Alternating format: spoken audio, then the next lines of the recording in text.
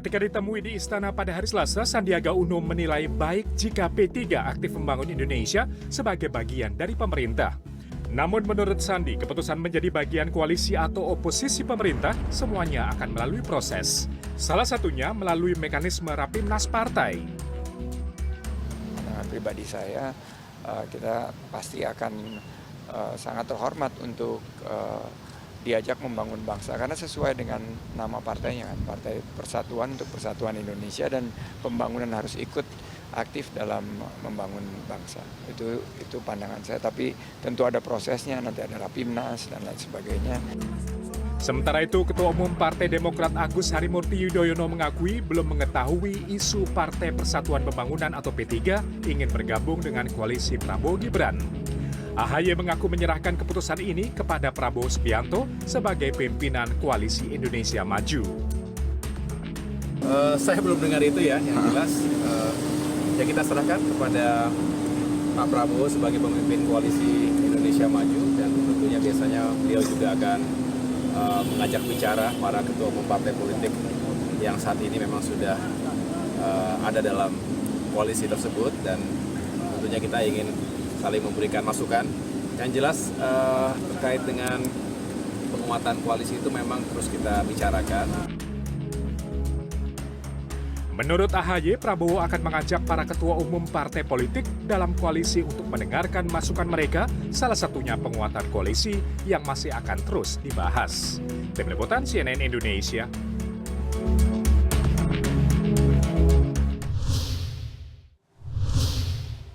Ketua Bapilu Partai Persatuan Pembangunan atau P3 Sandiaga Uno menyebut merasa terhormat jika diajak bergabung dengan membangun bangsa di pemerintahan selanjutnya. Statement dari Sandi ini dinilai sebagai bentuk sikap P3 yang hari ini sedang berkoalisi dengan PDIP namun siap menyeberang ke poros kekuasaan. Benarkah ini berupa sikap pribadi atau sikap resmi P3? Lalu seberapa berpengaruh hasil real count pileg hari ini pada peta koalisi? Untuk mengkonfirmasi dan juga membahasnya, sudah ada dua orang narasumber yang bergabung bersama kami dari luar studio. Pertama, Wakil Ketua Umum P3 Amir Uskara, serta Direktur Eksekutif Indikator Politik Indonesia, Burhanuddin Muhtadi. Assalamualaikum, selamat malam. Ada Pak Amir dan juga Prof. Burhan. Apa kabar? Waalaikumsalam. Assalamualaikum warahmatullahi wabarakatuh. Waalaikumsalam warahmatullahi wabarakatuh. Saya langsung saja kalau begitu ke Pak Amir terlebih dahulu. Pak Amir, jadi kalau statementnya adalah merasa terhormat jika diajak, artinya ini statement pribadi atau ancang-ancang P3 begitu, sebelum 20 Maret nanti sudah siap begitu bergabung dengan Prabowo Subianto? Saya kira itu statement pribadi dari Pak Sandi sebagai Ketua Bapilu P3, karena kita di internal P3 memang dalam setiap pengambilan keputusan ada mekanisme internal yang harus kita lakukan. Termasuk ketika kita berkoalisi dengan PDIP, kita tentu melalui sebuah proses bisa berkoalisi. Begitu juga sebaliknya. Kalau misalnya setelah penetapan pileg, saya kira memang disitulah batas koalisi kita dengan PDIP. Persoalan nanti selanjutnya tentu kita akan melalui mekanisme yang baru di internal P3. Seperti itu saya kira mekanisme yang akan kita lalui dalam setiap pengambilan keputusan di internal Partai Persatuan Pembangunan. Pak Amir, tapi kalau kami publik ini menilai kemesraan yang dilontarkan Pak Sandi ini kok sejak 14 Februari ini, saya mengutip begitu ya, mengatakan selamat kepada Prabowo Subianto, saat itu katanya juga selamat kepada Prabowo berdasarkan per jam 15.47 Pak Prabowo dan Mas Gibran menempati suara terbanyak berdasarkan hasil quick count sementara. Ini dikatakan 14 Februari lalu begitu. Jadi selamat, terus kemudian hari ini merasa terhormat. Ini kok publik akhirnya mengkaitkan begitu, ada timelinenya begitu Pak Amir? Ya, saya kira wajar saja. Saya kira wajar kalau misalnya ada persepsi dari publik terkait dengan pernyataan Pak Sandi. Kalau misalnya Pak Sandi kemudian memberikan ucapan selamat kepada Pak Prabowo setelah hasil quick count yang ada, tentu itu berdasarkan hasil quick count, bukan berdasarkan sebuah keputusan. Jadi sama dengan saya, misalnya saya juga menyampaikan selamat ke melalui Pak Dasko atas perolehan itu, tapi sekali lagi itu adalah ucapan selamat atas hasil yang dicapai melalui quick count, yang tentu kita akan tetap menunggu keputusan KPU secara resmi untuk melihat bagaimana kondisi terakhir dari Pilpres dan Pileg ini. Oke, Pak Amir, tadi kalau Anda katakan ya internal P3 masih fokus terhadap penghitungan Pileg begitu. Jadi artinya selama juga memantau, mengawal penghitungan Pileg, P3 bagaimana komunikasi dengan PDIP? Apalagi PDIP kemarin sudah mengatakan ya rencana mengajukan hak angket. P3 kan belum jelas ini positioningnya begitu Pak Amir. Iya, memang kalau misalnya terkait dengan komunikasi dengan PDIP, saya kira tetap jalan. Pertemuan-pertemuan yang dilakukan oleh ketua-ketua umum parpol, saya kira Pak Mardiono selaku ketua umum P3 juga tetap ikut dalam pertemuan-pertemuan tersebut. Tapi kalau terkait dengan keputusan-keputusan yang akan diambil termasuk misalnya untuk hak angket, kami sendiri sebagai ketua fraksi sendiri di DPR sampai saat ini belum pernah membicarakan itu, belum pernah berpikir itu, karena sekali lagi kita di internal P3 sementara ini adalah fokus kita adalah mengawal perolehan suara dari P3 sesuai dengan apa yang mungkin kita lihat selama ini. Oke, Pak Amir, jadi kalau nanti 4 Maret kemudian sudah selesai masa reses, artinya ketika PDIP menggulirkan hak angket, sikap P3 hari ini? Tentu kita akan masuk lagi ke mekanisme. Jadi kalau misalnya itu dianggap harus diputuskan melalui partai, tentu akan ada mekanisme partai. Kalau misalnya itu akan menjadi keputusan di praksi saja, tentu juga akan ada mekanisme di internal fraksi P3. Jadi sampai sekarang saya kira kita belum pernah membahas terkait dengan hak angket ataupun kegiatan-kegiatan lain yang terkait dengan hasil Pilpres yang sampai mungkin kalau Pak Sandi sempat menyampaikan beberapa statement, ya sekali lagi saya menyampaikan bahwa itu adalah statement pribadi dari Pak Sandi dan memang kita juga harus jujur mengakui sampai saat ini P3 masih berkoalisi dengan pemerintah. Dari sisi pemerintahan dan dari sisi koalisi untuk Pilpres memang kami dengan PDI. Oke, baik. Ini siapa tahu dilanjutkan begitu ya mungkin ya tanda-tandanya dari Pak Sandi. Saya tanyakan ke Prof. Burhan kalau begitu. Prof, Anda sudah terhubung bersama kami? Ya, ya Bram. Oke, Prof. Burhan. Assalamualaikum Pak Burhan. Oke. Waalaikumsalam Pak Amir. Apa yang Anda baca begitu? Ini kemudian ancang-ancang mendekat setelah 20 Maret begitu? Atau kemudian ya ini tes ombak saja begitu Prof? Ya, memang pernyataan Sandiaga Uno secara formal hanya merepresentasikan pendapat pribadi.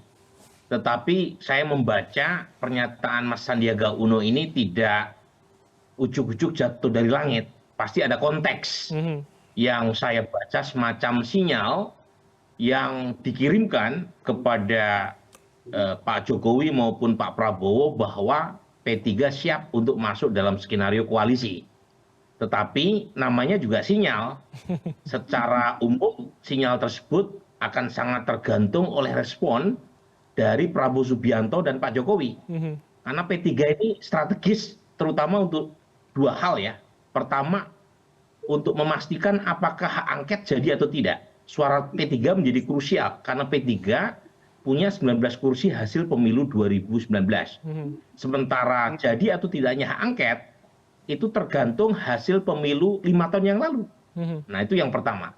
Yang kedua, strategisnya P3, kalau misalnya P3 lolos dari lubang jarum parliamentary threshold 4%, maka suara P3 itu akan juga menentukan untuk menggenapi kekurangan terutama koalisi Indonesia Maju yang per hari ini masih di bawah 50%.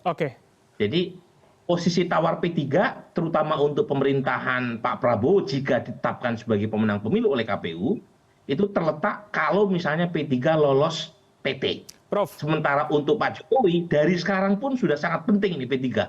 Terutama dalam rangka low potensi hak angket. Oke, Prof, sebelum ke soal perolehan hari ini begitu ya, kita sudah mencuplik pula per tanggal 28 ini memang P3 berada di posisi 9 dengan 4,00% begitu real count-nya. Tapi sebelum ke sana Prof, kita akan bahas di segmen selanjutnya. Saya ingin tanya Anda dulu. Jadi kalau memberikan sinyal artinya ini hanya kepada Prabowo dan Jokowi atau kemudian kepada rekan koalisi dan juga publik begitu? Mana yang lebih dominan sedang diberikan sinyal begitu, Prof? Dalam politik sinyal itu harus dikirim ke 8 penjuru mata angin. Jadi jangan hanya satu audiensnya. Supaya kalau satu opsi tidak tercapai, ada opsi lain yang masih bisa dikejar. Jadi menurut saya ini permainan cantik P3. Satu sisi masih menjaga soliditas dengan PD Perjuangan dalam rangka memperjuangkan nasib elektoral paslon 03, tapi di sisi lain ada 1-2, dan bukan hanya Mas Sandiaga Uno, tapi Pak Saifullah Tamliha juga mengatakan hal yang sama di sebuah televisi swasta. Jadi poin saya, ini akan ditunggu soliditasnya terutama tanggal 5 Maret pas pembukaan masa sidang, pasca reses. Kalau misalnya P3 ternyata tidak jadi membackup PD Perjuangan untuk menggulirkan hak angket, berarti memang ada tanda-tanda bahwa sinyal itu serius dikirimkan P3 kepada Pak Prabowo. Tetapi kalau misalnya ya di tanggal 5 ada inisiasi dari P3 bersama partai lain pendukung paslon 01 dan 03 untuk menggulirkan hak angket, berarti masih jauh ya sinyal bergabungnya P3 dengan pemerintahan pasca Pak Jokowi. Oke, artinya sangat bisa dilihat dari timeline-nya begitu ya, mana yang lebih dulu. Kalau begitu saya konfirmasi kepada Pak Amir. Pak Amir, jadi ini kesannya publik menangkap sedang bagi peran begitu Pak. Ada yang lempar sinyal, ada yang mencoba terlihat konsisten dengan koalisi hari ini begitu Pak Amir. Ya, saya mau sampaikan begini. Pak Sandi dalam kapasitas sebagai Ketua Bapilu memang juga adalah anggota kabinet dari Pak Jokowi yang tentu sangat dekat dengan seluruh anggota kabinet yang ada di dalam. Kemudian juga ketua umum saya kan juga menjadi utusan khusus presiden. Artinya dari sisi pemerintahan yang ada saat ini, P3 adalah koalisi yang ada di dalamnya. Tapi dalam sisi Pilpres untuk 2024 ini, karena kami berkoalisi dengan PDIP, tentu sampai dengan saat ini kami menyampaikan bahwa P3 dengan PDIP punya komunikasi yang sangat intens dengan dilakukan oleh para ketua umum dan juga di jajaran bawah. Tapi terkait dengan keputusan-keputusan yang akan kita ambil, apakah itu untuk angket, apakah itu terkait dengan bagaimana berkoalisi selanjutnya, itu kita masih menunggu mekanisme-mekanisme internal partai yang akan kita lakukan, termasuk kalau misalnya nanti tanggal 5 Maret insya Allah kita akan masuk dalam masa sidang keempat di DPR. Saya kira juga tentu akan menjadi salah satu pertimbangan dari P3 sendiri, dari fraksi P3, terkait dengan komunikasi-komunikasi yang kita bangun. Karena apapun di DPR sendiri, komunikasi kami misalnya dengan hampir seluruh kota fraksi itu tetap jalan. Bukan hanya dengan PDIP, dengan Gerindra, dengan PKB, bahkan dengan PKS pun kami sangat dekat dari sisi komunikasi antar fraksi. Tapi kalau misalnya untuk kebijakan-kebijakan, sekali lagi ada mekanisme khusus yang harus kita lakukan. Pak Amir, kalau kemudian menggunakan logika yang Anda sampaikan, kok rasanya lebih dekat dengan PDIP? Karena Anda mengatakan ya di barisan kabinet bersama PDIP hari ini. Jadi kalau tadi Prof. Burhan mengatakan mana yang lebih dulu, tanggal 5 kemudian misalkan hak angket diajukan, tapi pengumuman pileg adalah 20 Maret, begitu, mana posisi yang lebih dulu diambil P3, Pak Amir? Saya tidak bisa mengambil keputusan sekarang. Nah, sekali lagi kami di P3 punya mekanisme tersendiri dalam setiap pengambilan keputusan, Mas. Jadi apa yang disampaikan tadi sama Mas Burhan bahwa ada sinyal-sinyal, saya kira memang dalam politik itu ya sinyal itu sesuatu yang lumrah. Artinya kalau kita kirim sinyal-sinyal itu sesuatu yang lumrah, tapi yang namanya keputusan tetap ada hal yang harus kita lakukan untuk menjadi sebuah keputusan. Oke, baik. Saya ke Prof. Burhan terlebih dahulu kalau begitu. Jadi Prof, kalau kita lihat kemudian paling tidak P3 ini selalu dekat dengan kekuasaan begitu. Apakah kemudian itu akan juga bisa menjadi pola yang kita baca, Prof, nanti setelah 20 Maret begitu? Iya, betul Bram. Kalau kita lihat perilaku politik P3 pasca reformasi, itu P3 tidak pernah berada di kubu oposisi. Meskipun capres yang diusung oleh P3 kalah, P3 selalu masuk dalam kekuasaan. Termasuk di 2014, calon presiden yang diusung adalah Pak Prabowo dan kalah. Tetapi P3 adalah partai pengusung Pak Prabowo pertama yang masuk ke dalam kubu Pak Jokowi. Ya. Jadi P3 belum pernah berada di luar kekuasaan kecuali zaman Orde Baru. Nah pertanyaannya, apakah kalau misalnya Mas Ganjar ditetapkan sebagai calon presiden yang kalah, P3 tetap berada di luar? Saya tidak terlalu yakin. Karena sama-sama membutuhkan sebenarnya ya antara Pak Prabowo dengan P3. Dan hubungannya sebenarnya cukup dekat ya. Jangan lupa, pertama kali Pak Prabowo maju sebagai capres, pendukung utamanya adalah P3. Jadi memang ada hubungan lahir batin sebenarnya ya. Cuma kebetulan dalam konteks pemilu 2024 P3 telanjur mendukung Mas Ganjar gitu loh. Dan ini yang kemudian menjelaskan mengapa kemudian gitu ya ada sinyal yang coba dikirimkan oleh Mas Sandi, Ketua Bapilu P3 yang notabene adalah mantan elit Gerindra gitu ya. Oke. Tapi Ini menurut maksudnya saya komunikasi personal begitu Prof ya? Yang pernah bersama kan 2019 begitu. betul. Cuma begini Bram, kalau misalnya P3 tidak lolos PT 4%, posisi tawar P3 buat pemerintahan Prabowo Gibran jika menang itu jadi turun. Oke. Karena bagaimanapun ukurannya adalah apakah partai bisa menempatkan wakilnya di parlemen atau tidak, terutama dalam memastikan stabilitas pemerintahan Prabowo Gibran bisa berjalan efektif.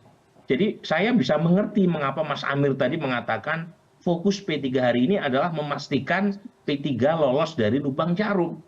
Karena itulah harga politik yang paling mahal bagi partai politik untuk tetap eksis dan dilirik atau diperhatikan oleh mitranya di kalangan partai lain. Kalau tidak lolos, Bram, itu intensi Insya Allah atau lolos, Mas. buat kalau ya Mas ya. Kalau tidak lolos, itu intensi atau motif buat Pak Prabowo menarik P3 jadi turun. Oke, baik. Nah, karena ini kan suaranya betul-betul 4,00. Artinya bisa lolos bisa tidak ya. Baik, karena proses menunggu hasil penghitungan manual KPU nanti. Oke, kalau begitu jadi tugas Mas Amir memang di situ dulu tuh. Saling tarik menarik begitu ya. Tapi pertanyaan saya adalah mana yang lebih kuat? Apakah kemudian kondisi hari ini akan menentukan sikap P3 atau kemudian masuk atau tidaknya P3 akan mempengaruhi bargaining position P3 kepada seorang Prabowo Subianto? Tapi jangan langsung dijawab Prof Burhan dan juga Pak Amir karena kita akan jeda sejenak. Pemirsa tetaplah bersama kami di Pilihan Indonesia.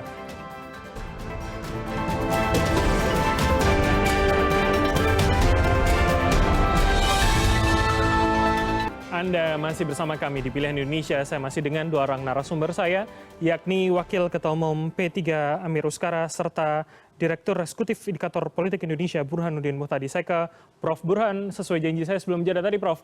Jadi kalau ini tarik-menarik, mana yang lebih kencang, Prof? Artinya posisi P3 akan menentukan merapat ke pemerintah atau tidak, atau kemudian soal bargaining tadi di depan Prabowo Subianto yang akan menang atau kemudian unggul dalam Pilpres itu, Prof? Iya, jadi yang paling mendesak buat P3 adalah memastikan lolos PT 4%. Tetapi di sisi lain, lolos PT 4% itu kan secara tidak langsung juga memerlukan ya, perhatian khusus bukan hanya dari internal P3, tetapi juga perhatian dari termasuk juga dari pemerintah Pak Jokowi, karena P3 bagian dari pemerintahan Pak Jokowi sekarang kan. Tetapi kalau misalnya mengambil posisi langsung pro Presiden Jokowi untuk menolak hak angket, itu akan melukai ya kawan seiring yaitu PD Perjuangan. Jadi memang yang ideal buat kepentingan P3 adalah bisa diterima oleh ketiga pemain tadi, Pak Prabowo, Pak Jokowi, dan PD Perjuangan. Dan itu bukan hal yang sulit, bukan hal yang mudah, itu sulit sekali itu. Jadi kalau misalnya bisa diundur-undur semakin baik. Misalnya ya, hak angket tidak langsung dilakukan oleh PD Perjuangan per pembukaan sidang tanggal 5 Maret. Sambil menunggu tanggal 20 Maret selesai hasil penghitungan manual KPU. Misalnya ya, itu akan jauh lebih baik buat P3. Tetapi pertarungan buat P3 hari ini adalah ya, memastikan soliditas terutama di mata Presiden Jokowi. Karena hak angket kan yang dikenakan adalah pemerintahan Pak Jokowi kan. Sementara untuk bargaining pemerintahan ke depan itu kan masih lama. Prof, karena Pak Jokowi masih menjabat sampai Oktober. Oke, Prof, berarti kalau begitu logikanya publik bisa mengartikan bahwa ketika memang berseberangan dengan pemerintah hari ini Pak Jokowi itu akan membahayakan bagi kemudian positioning P3 yang 4,00% di real count hari ini begitu? Ya, lagi-lagi ya, menjadi bagian dari pemerintah itu kadang-kadang mendapatkan privilege atau keuntungan tersendiri. Tapi tentu bentuknya seperti apa, Bram dan Mas Amir lah yang tahu. Tetapi poin saya begini, hak angket ini kan satu sisi bisa menjadi senjata yang mematikan buat pemerintahan Presiden Jokowi. karena bisa dikuliti itu semua kebijakan yang dianggap menguntungkan paslon tertentu, tapi bisa juga menjadi alat tawar menawar kekuasaan. Nah, jadi dan itu satu paket, satu tarikan nafas dengan masa transisi pemerintahan Jokowi ke pemerintahan berikutnya. Oke, baik. Jikalau Prabowo Subianto ditetapkan sebagai pemenang. Oke, Jadi kalau dan jangan lupa yang betul-betul punya kepentingan langsung untuk menggulirkan hak angket adalah PD Perjuangan. Yang lain saya kira tidak terlalu punya kepentingan secara langsung untuk menggulirkan hak angket, apalagi hak angket menurut Pak Mahfud dianggap tidak bisa membatalkan hasil pemilu. Baik. Jadi lagi-lagi Oke. tarik-menarik yang kita ingin saksikan. Nanti P3 ikut ke arah mana gitu. Oke, kalau tadi Prof Burhan sudah mengatakan yang tahu jawabannya seharusnya Pak Amir. Saya tanyakan ke Pak Amir. Jadi memang seberbahaya itu ketika mengambil jarak begitu Pak Amir? Saya tadi jelaskan bahwa posisi P3 saat ini adalah koalisi dengan pemerintahan. Artinya kami punya dua orang di kabinet presiden dan kemudian ketua umum kami juga adalah putusan khusus presiden. Dari sisi pemerintahan sekarang, P3 adalah koalisi yang sangat dekat. Memang dalam posisi Pilpres 2024 ini kami dengan PDIP. Sehingga kalau itu terkait dengan kepentingan pemerintahan, tentu akan sangat kami pertimbangkan terkait dengan posisi P3 saat ini sebagai koalisi pemerintahan. Kami tetap dekat dengan PDIP dari sisi Pilpres, tapi kalau terkait dengan hak angket yang tentu arahnya adalah pemerintah, tentu akan sangat kami pertimbangkan untuk mengambil keputusan. Oke, Pak Amir, terakhir untuk Anda. Jadi kalau tadi dikatakan kalau bisa P3 mengundur-ngundur waktu begitu 5 Maret masa sidang, 20 Maret ada pengumuman. Jadi memang seperti itu kan nanti sikap P3 setelah masa sidang pembukaan dilakukan? Ya, saya kira dari sisi positioning P3 saat ini memang keputusan-keputusan yang harus diambil sebelum penetapan itu menjadi sesuatu yang sangat berat buat kami untuk mengambil keputusan. Jadi seperti yang disampaikan tadi oleh Mas Burhan, kalau misalnya keputusan-keputusan itu bisa tertunda, tentu buat kami akan lebih mudah mengambil keputusan. Makanya saya bilang tadi bahwa setiap keputusan yang kita harus ambil, baik itu untuk di praksi maupun untuk di partai, itu ada mekanisme yang harus kami lalui, sehingga kami tidak bisa mengatakan sekarang ini bahwa kami ikut hak angket misalnya, atau misalnya mengikuti PDIP atau mengikuti pemerintah dan lain-lain. Itu sekali lagi bahwa itu ada hal-hal yang harus kami pertimbangkan sebelum mengambil keputusan. Oke, baik. Ini sikapnya P3 begitu yang ditunggu oleh publik. Terima kasih Pak Amir Uskara telah bergabung sama kami. Sayang sekali karena Anda harus ada agenda lain sehingga harus kami akhiri pertanyaan, padahal pertanyaan saya masih banyak begitu. Kalau begitu terima kasih Pak Amir, saya lanjutkan dengan Prof Burhan. Kalau begitu, Prof, ini kita masih akan melanjutkan diskusi, Prof. Tapi pertanyaan saya... saya kira Prof Burhan juga bisa menyampaikan aspirasinya P3. Siap, Mas. Oke, saya lanjutkan dengan Prof Burhan kalau begitu, Prof. Jadi artinya... Terima kasih. Terima kasih Pak Amir sekali lagi. Prof, artinya ketika belum 20 Maret, terus kemudian belum pengesahan untuk kabinet yang baru, periode DPR yang baru. Mengapa kita publik hari ini melihat ada rekomposisi begitu untuk koalisi-koalisi baik di legislatif maupun eksekutif begitu, Prof Burhan? Iya, karena faktanya koalisi awal yang membentuk pemerintahan Jokowi jilid kedua itu sudah berantakan, terutama pasca Pilpres. Kita tahu ada 3 kubu yang bertarung di pemilu 2024 dan ketiganya itu punya elemen pemerintahan yang membentuk pemerintahan Pak Jokowi. Ya, ada PD Perjuangan dengan P3 yang mengusung paslon 03, ada PKB dan Nasdem yang mengusung paslon 01. Jadi ini pertarungan antar koalisi pemerintah. Jadi praktis sudah berbeda skenario yang kita baca per awal 2019 ya, ketika Presiden Jokowi dilantik untuk kali kedua dengan kondisi hari ini, dan karenanya perlu ada rekomposisi terkait dengan postur koalisi. Makanya Demokrat ditarik itu ya bagian dari perubahan peta koalisi di internal pemerintah. Karena PD Perjuangan sudah jelas sulit untuk dipegang lagi, dikontrol lagi oleh Presiden Jokowi. Dan kemudian Nasdem dan PKB kita tahu bekas Pilpres itu masih terasa, pertemuan makan malam antara Pak Jokowi dengan Bang Surya belum menampakkan hasil tampaknya, dan karenanya Demokrat diambil terutama dalam mengantisipasi hak angket. Oke. Nah, di sini P3 jadi krusial, karena kalau misalnya P3 bersama PD Perjuangan dan belum juga dipastikan soal Nasdem dan PKB terkait dengan hak angket, itu secara politik posisi pemerintah berbahaya di parlemen. Jadi P3 posisi tawarnya sekarang penting sekali di mata Presiden Jokowi. Tetapi di mata Pak Prabowo, kalau Pak Prabowo menang, belum tentu P3 punya posisi tawar sepenting sekarang. Apalagi kalau P3 nggak lolos PT gitu. Nah, jadi artinya 20 Maret akan cukup menentukan begitu ya, paling tidak komposisi di parlemen yang bisa menjadi gambaran untuk setelah 20 Oktober nanti begitu, Prof? Sebenarnya per pembukaan masa sidang tanggal 5 Maret, P3 sudah sangat penting. Tanpa harus menunggu hasil pengumuman KPU. Justru pentingnya P3 itu hari ini. Ya, di saat muncul potensi hak angket yang akan digulirkan oleh PD Perjuangan jika jadi. Ya. Nah, sementara P3 nanti hasil pemilu 2024 itu belum terlalu krusial karena P3 belum tentu lolos. Masih bisa lolos, masih bisa tidak. Tapi P3 hari ini berdasarkan pemilu 2019 itu punya 19 kursi. Nah, itulah pentingnya P3 hari ini buat Pak Jokowi. Tapi buat Pak Prabowo tunggu dulu, P3 lolos atau tidak. PT kalau misalnya lolos, P3 menjadi sasaran empuk yang akan digarap untuk menambal kekurangan koalisi Indonesia Maju yang akan membackup Pak Prabowo di parlemen nanti. Oke, Prof, terakhir kalau begitu. Jadi ketika 20 Maret akan ada keputusan apakah kemudian P3 lolos PT ataupun tidak, ini juga akan menjadi penentu bargaining position P3 khususnya untuk di kabinet jika bergabung nanti.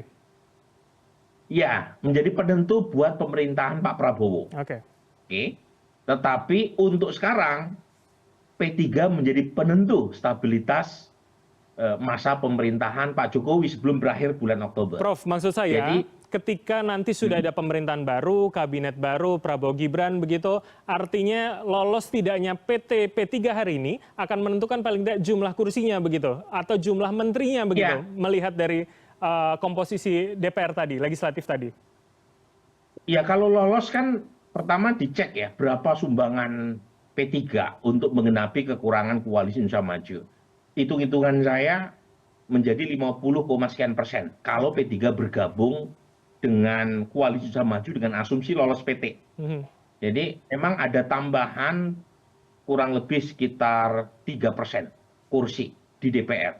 Karena konversi suara P3 ke kursi kalau lolos 4% itu tidak serta-merta naik ke atas. Apalagi kalau suaranya spread out, ya terpecah, tidak mengumpul menjadi kursi. Nah, di situ positioning P3 itu sebenarnya turun kan, karena dia bukan partai pengusung. Sementara saat yang sama, kalaupun lolos, itu kursinya cuma 3% di parlemen. Artinya, kemungkinan P3 untuk mendapatkan kursi menteri yang banyak jelas harus dicoret dari potensi. Sekarang P3 dapat 1,5 kursi, yaitu Menteri Bappenas plus Wamen Menteri Agama, plus ada limpahan dari pindahnya Sandi dari Gerindra ke P3. Jadi total representasi P3 di kabinet Pak Jokowi 2,5. Tetapi jangan bermimpi kalau misalnya P3 bergabung dengan pemerintahan Pak Prabowo, P3 akan mendapatkan 2,5 kursi lagi. Karena tadi P3 bukan pengusung Pak Prabowo. Dan kursi yang akan disumbang oleh P3, kalaupun toh lolos ke parlemen, itu sangat kecil. Nah, makanya P3 harus menghitung apakah masuk tetapi potensi kursi kabinet terlalu sedikit, ataukah tetap di luar, tetapi harus puasa 5 tahun.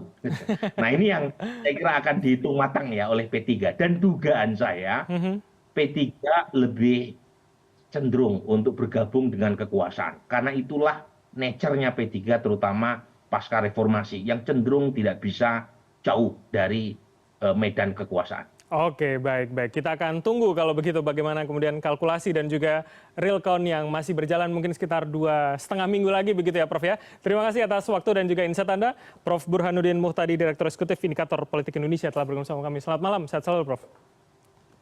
Makasih Bram. Terima kasih.